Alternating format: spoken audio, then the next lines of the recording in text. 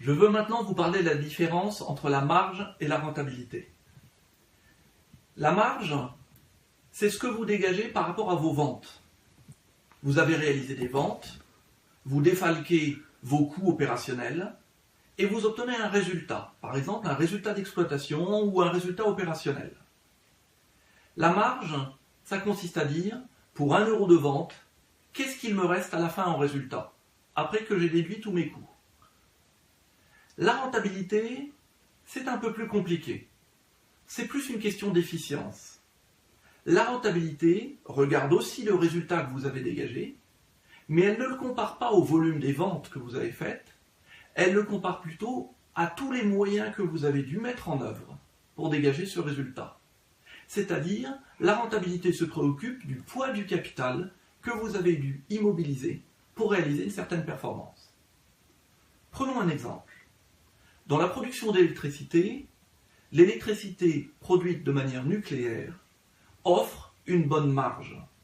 Parce que si l'on exclut les coûts de retraitement en fin de vie d'une centrale nucléaire, au quotidien, dans la gestion opérationnelle, l'électricité nucléaire coûte assez peu cher à produire.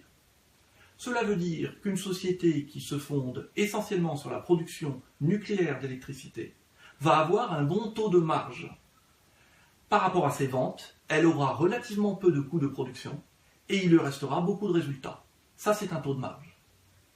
Mais prenons toujours le cas de cette société qui produit à partir de nucléaire. Et regardons les moyens mis en œuvre. Il faut des centrales nucléaires, il faut du combustible nucléaire, et tout ça, ça coûte très cher et ça immobilise beaucoup de capital. Dans ce cas-là, le résultat dégagé, qui n'a pas changé, sera comparé cette fois à du capital qui a été bloqué et qui a été bloqué sur du long terme. Le taux de rentabilité ne sera pas aussi mirobolant que ça.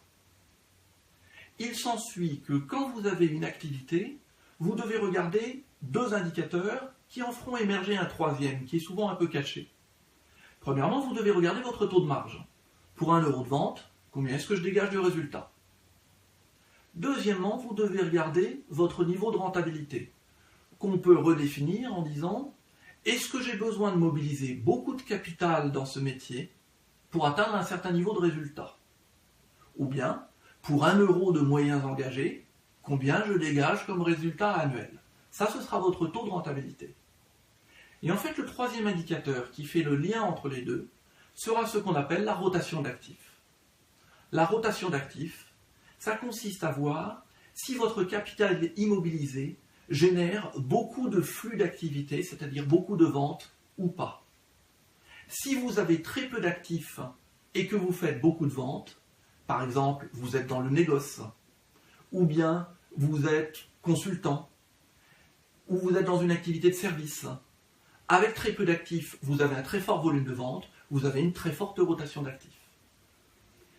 La combinatoire entre un bon taux de marge et une bonne rotation d'actifs, c'est ça qui vous donnera un bon taux de rentabilité.